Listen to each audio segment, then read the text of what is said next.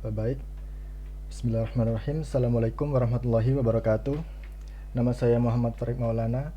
Dalam video kali ini saya akan menjelaskan tentang pengaruh ticketing dalam Customer Relationship Management atau CRM pada studi kasus PT Kereta Api Indonesia atau KAI.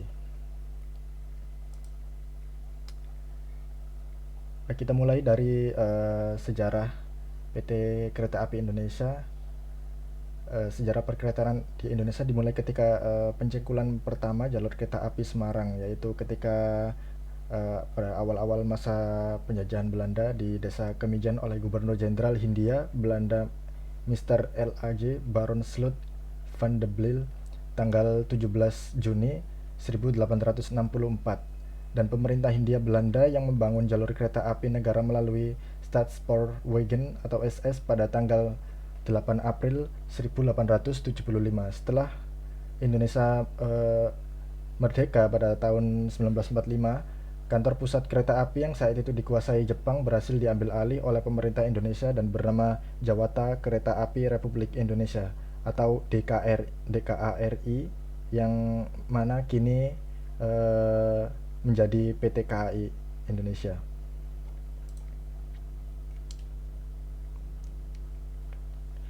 PT Kereta Api Indonesia sekarang adalah badan usaha milik negara yang bergerak di bidang jasa transportasi darat. Peranan kereta api sebagai sarana transportasi menjadi penting karena merupakan transportasi publik yang secara langsung mendukung pariwisata dan bisnis nasional. Dan seiring berjalannya waktu, kereta api di Indonesia mengalami perubahan terutama pada proses penjualan tiket kereta api yang sebelumnya menggunakan penjualan melalui loket-loket yang ada di setiap stasiun karena dengan cara yang sangat konvensional. Hal ini dirasa kurang efisien untuk mencapai pelayanan yang prima dan dituntut dengan kecepatan dan ketepatan saat melayani.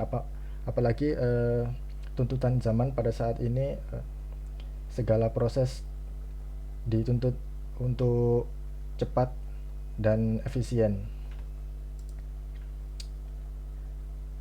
Dan untuk menjalin hubungan dengan customer serta mempertahankan mereka, PT KAI menambahkan layanan pada pemesanan atau pembelian tiket secara online dengan memanfaatkan teknologi informasi pada penerapannya.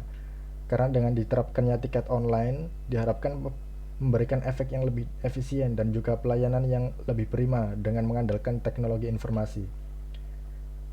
Lalu penerapan teknologi pada PT KAI tidak terjadi secara instan seperti yang kita ketahui sekarang. Dengan kita sudah bisa menggunakan KAI Akses Mobile, namun pada awalnya PT KAI juga pernah menerapkan suatu kartu prabayar yang disebut dengan Rail Card sebagai kartu keanggotaan dari kereta api Frequent Passenger atau KAFP pada tahun 2010.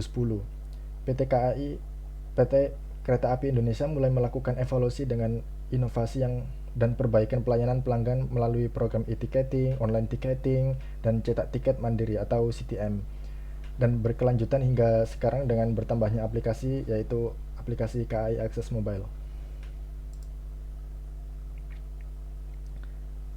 Nah, seperti yang kita ketahui, KAI Akses merupakan usaha nyata PT KAI dalam membangun hubungan dengan pelanggan.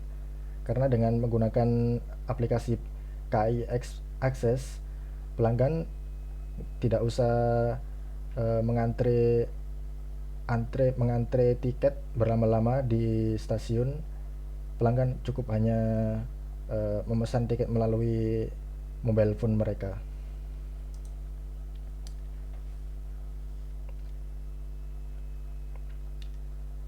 Di mana dimensi CRM yang harus dibangun oleh PT KAI ada 3. Mereka berfokus pada proses, teknologi, lalu sumber daya manusia. Pada dimensi proses, loyalitas pelanggan tumbuh karena merasa bahwa proses pembelian tiket melalui mobile jauh lebih efisien ketimbang secara manual ataupun melalui generasi sebelumnya, yaitu cetak tiket mandiri. Yang kedua, yakni fokus kepada dimensi CRM, yaitu loyalitas pelanggan juga akan tumbuh karena dengan investasi IT yang dilakukan oleh PT KAI mempermudah pelayanan serta memanjakan pelanggan agar tidak membuang waktunya lebih lama dalam pengantrian tiket. Selanjutnya, fokus yaitu pada dimensi yang ketiga, yaitu dimensi sumber daya manusia. Dalam meningkatkan hubungan pelanggan, PT KAI memperhatikan sumber daya manusia seperti kelihayan karyawan dalam mengelola aplikasi admin dan sebagainya. Nah, hal ini senada dengan apa yang dikatakan oleh Sugiono, mengatakan bahwa 3 dimensi Customer Relationship Management yaitu sumber daya manusia, karyawan, proses, dan teknologi, di mana sumber daya manusia sebagai faktor utama. Ini adalah berikut adalah daftar pustaka yang saya gunakan.